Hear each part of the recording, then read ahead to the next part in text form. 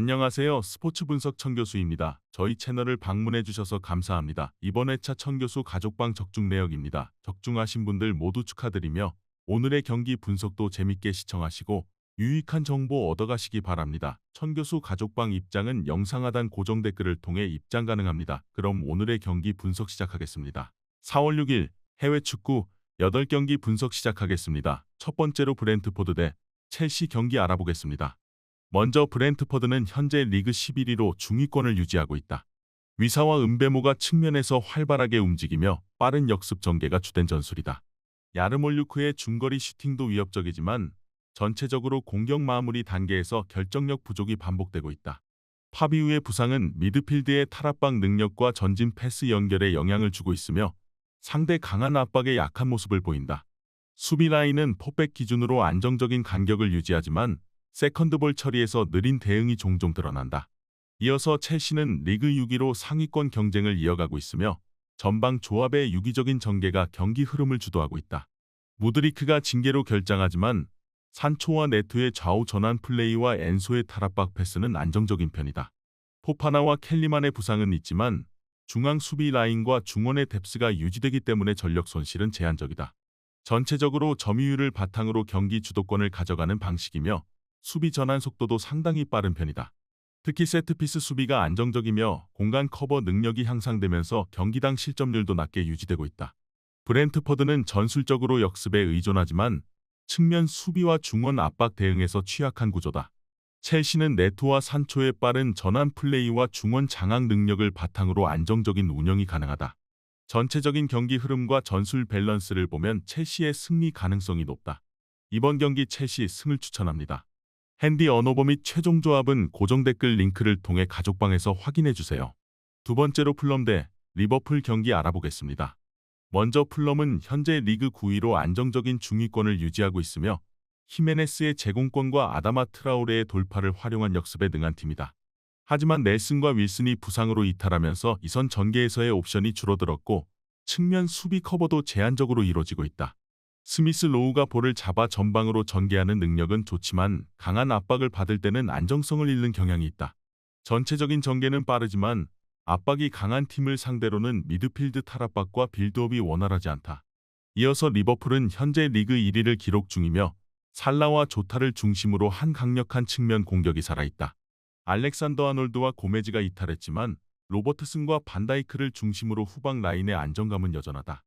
맥앨리스터와 사비츠라이의 미드필드 조합은 전방 압박과 볼 순환에 있어서 EPL 내 최상급이라 할 수 있다. 중원 장악력, 속도 조절, 세컨드볼 대응 모두에서 풀럼보다 우위에 있는 전술 완성도를 자랑한다.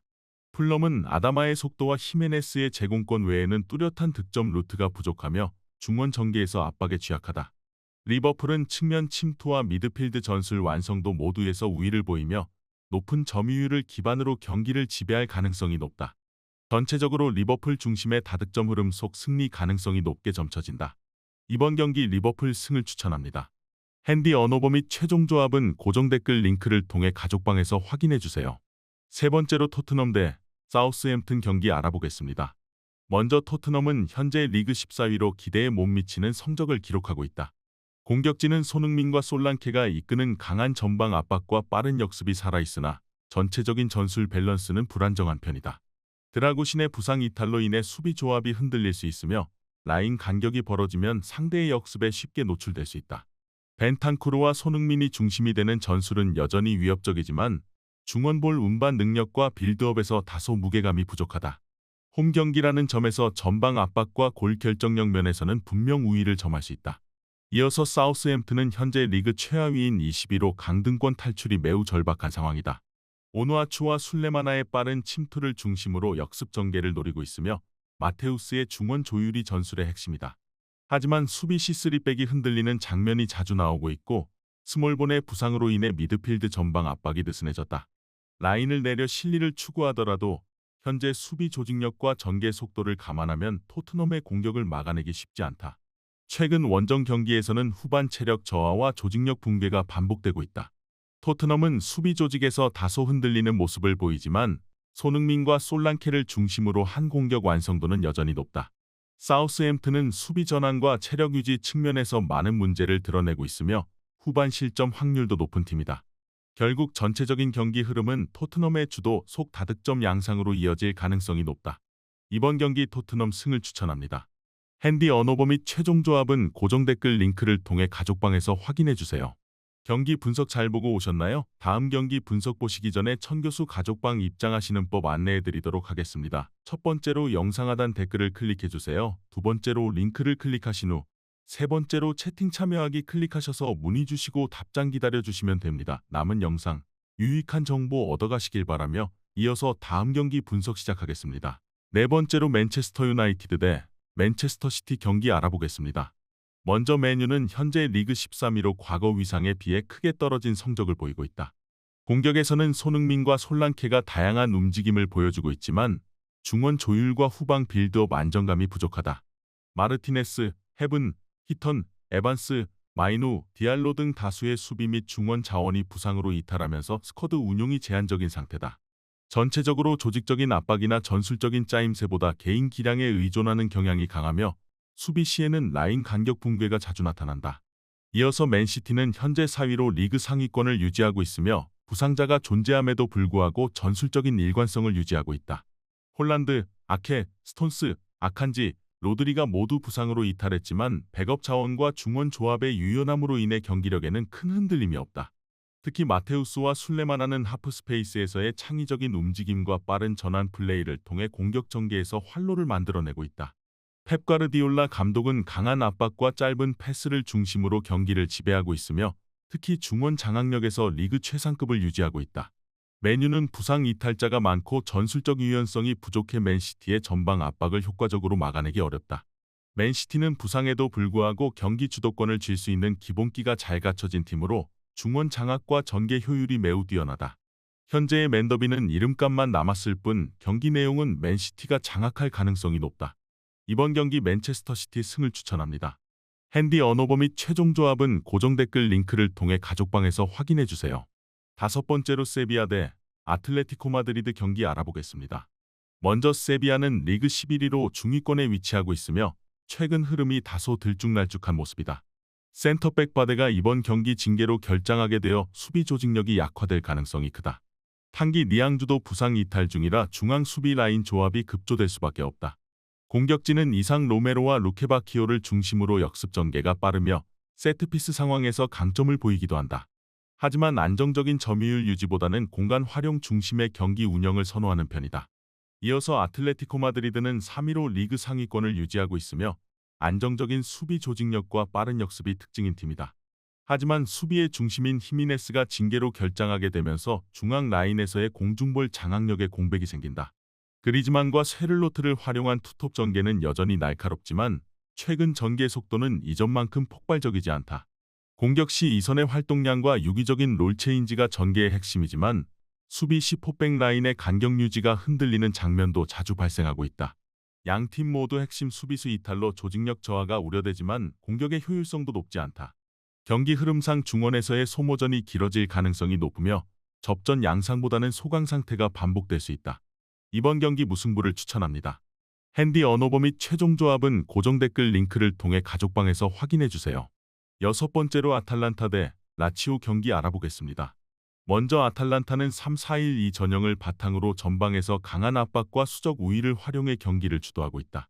루크만과 데 케텔라에르의 이선 움직임이 매우 활발하고 레테기의 포스트 플레이와 마무리 능력도 살아있다. 스카마카가 빠졌지만 오히려 더 빠른 템포로 공격을 전개하는 데 있어 유연성이 확보된 측면도 있다. 이어서 라치오는 전방 자원은 나쁘지 않지만 귀행두지의 이탈로 인해 중원의 커버 범위가 확연히 줄어든 상태다. 볼 간수와 압박 회피 능력이 떨어지며 강한 압박을 시도하는 팀을 상대로는 쉽게 볼을 내주는 장면이 자주 연출된다. 자카니와 이삭센이 측면에서 활로를 찾고 있지만 후방 빌드업이 원활하지 않아 전개 속도 자체가 느려지는 단점이 있다. 아탈란타는 유기적인 공격 전개와 강한 압박 구조를 통해 홈에서 안정적인 경기 운영이 가능한 팀이다. 반면 라치오는 중원의 핵심이 빠지면서 템포 조절과 커버 범위 모두에서 약점을 드러내고 있으며 강한 압박을 버텨낼 수 있는 구조가 아니다. 결과적으로 포지션 상성과 흐름 모두에서 우위를 점한 아탈란타가 승리할 가능성이 매우 높다. 이번 경기 아탈란타 승을 추천합니다. 핸디 언어버 및 최종 조합은 고정 댓글 링크를 통해 가족방에서 확인해주세요. 경기 분석 잘 보고 오셨나요? 다음 경기 분석 보시기 전에 천교수 가족방 입장하시는 법 안내해 드리도록 하겠습니다. 첫 번째로 영상 하단 댓글을 클릭해 주세요. 두 번째로 링크를 클릭하신 후 세 번째로 채팅 참여하기 클릭하셔서 문의 주시고 답장 기다려 주시면 됩니다. 남은 영상 유익한 정보 얻어가시길 바라며 이어서 다음 경기 분석 시작하겠습니다. 일곱 번째로 바야돌리드 대 헤타페 경기 알아보겠습니다. 먼저 바야돌리드는 현재 리그 최하위인 20위에 머물며 강등 위기에 직면해 있다. 후안미 라타사와 아말라가 공격 전개의 활기를 불어넣고 있지만 전반적인 득점력은 여전히 부족하다. 하비 산체스와 다비드 토레스가 징계로 결장하며 수비 안정감이 크게 흔들린 상태다. 여기에 마르코스 앙드레와 헤인까지 부상으로 이탈하며 전방과 후방 모두 결장자가 발생한 상황이다. 홈 경기라는 이점을 갖고 있지만 스쿼드 구성의 불균형으로 인해 경기 주도권을 가져오기 어려운 흐름이다. 이어서 헤타페는 현재 리그 12위로 중위권을 안정적으로 유지하고 있다. 포백 라인을 기반으로 한 수비 조직력이 탄탄하며 4-1-4-1 포메이션을 활용한 미드필드 압박이 강점이다. 후안미와 코바의 전방 침투가 날카로우며 카를레스 페레스는 측면 돌파와 크로스 능력에서 확실한 존재감을 보인다. 최근 경기에서는 득점력에 다소 기복이 있지만 전반적인 전술 완성도와 선수 조합은 바야돌리드보다 앞서 있다. 바야돌리드는 전방과 수비에서의 동시 이탈로 인해 전력 균형이 크게 무너진 상태다. 헤타페는 수비 집중력이 높고 미드필드 운영에서도 상대를 압도할 수 있는 자원을 갖추고 있다. 다득점 경기가 나오기는 어렵겠지만 헤타페의 실리 축구가 빛을 발할 가능성이 높다. 이번 경기 헤타페 승을 추천합니다. 핸디 언어버 및 최종 조합은 고정 댓글 링크를 통해 가족방에서 확인해 주세요. 마지막으로 AS 로마 대 유벤투스 경기 알아보겠습니다. 먼저 AS 로마는 3-4-3 전형을 기반으로 빠른 전개와 전방 압박을 시도하지만 디발라의 부상으로 결정적인 한 방이 부족한 상황이다. 도브비크가 활약하고 있고 펠레그리니와 엘샤라위의 측면 연계도 일정 수준 이상이지만 살레마키어스의 징계 이탈과 윙백 부상으로 측면 깊이가 부족하다. 전체적인 공격 전개는 빠르지만 마무리에서 세밀함이 떨어지며 실점 이후 반전 능력도 제한적이다. 이어서 유벤투스는 블라오비치와 일디지의 이선 연계가 활발하며 코프메이너르스가 중원에서 탈압박과 전방 투입을 동시에 수행해 전술 완성도가 높다. 비록 더글라스 루이즈와 밀리크가 빠졌지만 전개와 밸런스를 유지하는 데는 큰 영향이 없는 상태다. 최근 경기에서 라인 간 거리 조절과 수비 커버가 안정화되고 있어 한두 번의 기회만으로도 충분히 승부를 결정할 수 있는 경기 운영이 가능하다. AS 로마는 빠른 전개는 가능하지만 결정적인 찬스를 살려줄 디발라의 부재가 너무도 뼈아프다. 유벤투스는 블라오비치 중심으로 마무리 싸움에서 앞서고 있으며 조직적인 수비와 중원 압박에서도 로마보다 우세한 구조를 보인다. 전체적인 흐름과 구성상 유벤투스가 안정적인 경기 운영 끝에 원정에서 승리를 거둘 가능성이 높다. 이번 경기 유벤투스 승을 추천합니다. 핸디 언어버 및 최종 조합은 고정 댓글 링크를 통해 가족방에서 확인해 주세요.